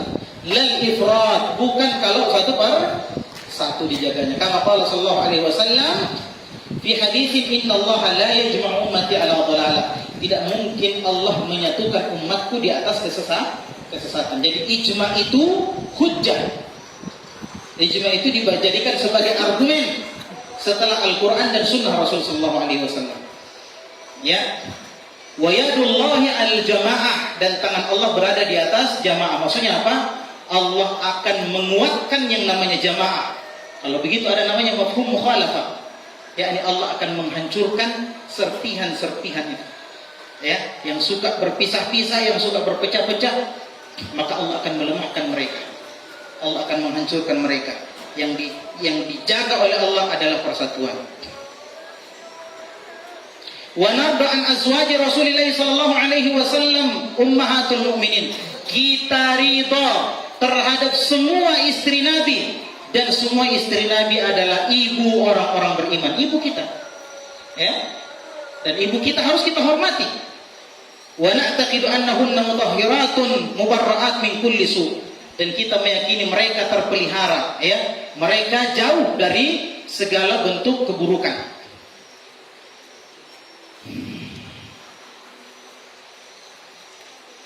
Baik,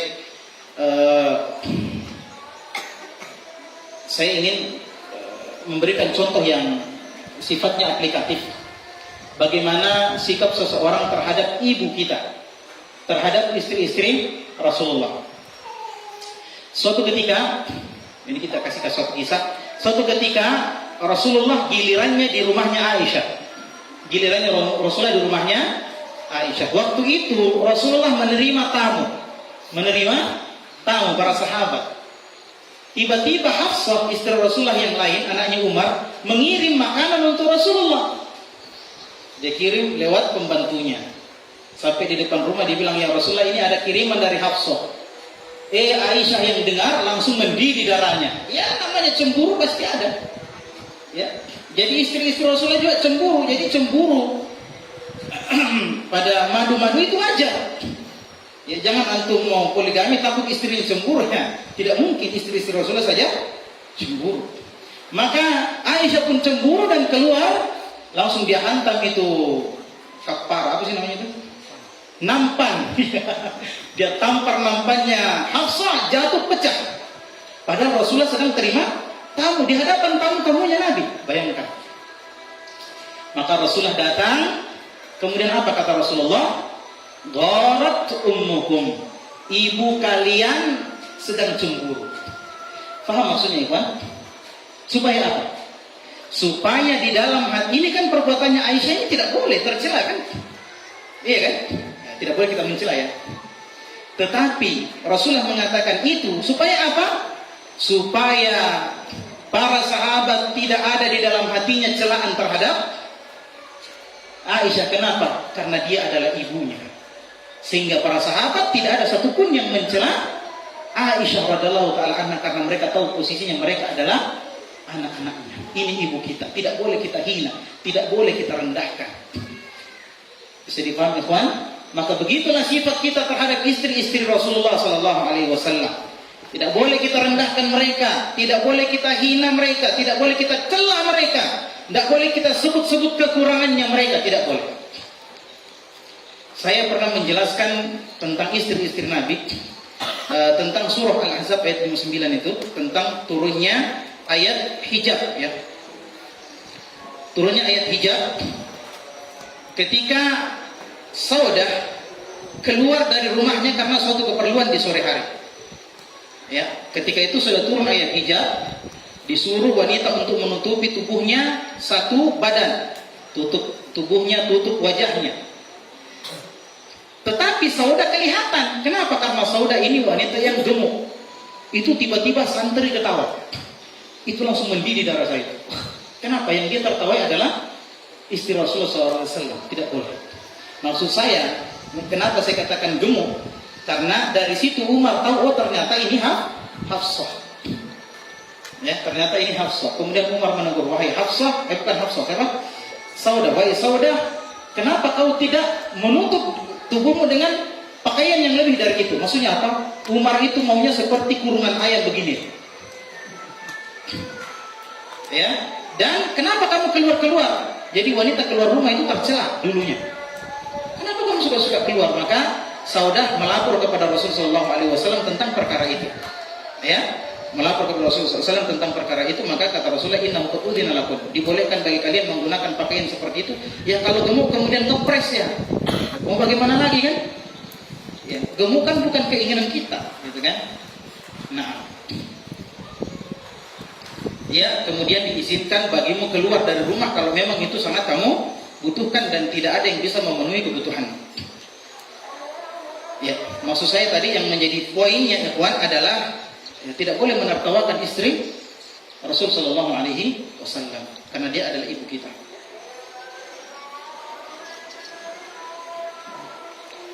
Ini tinggal berapa ini? Masih banyak. Baik, insyaallah kita lanjutkan pada kesempatan yang akan datang. Antum kasih tanda. Ya. Subhanallah wa bihamdik, asyhadu an la ilaha illa anta, astaghfiruka wa atubu ilaik. Wa akhiru da'wana alhamdulillahi rabbil alamin.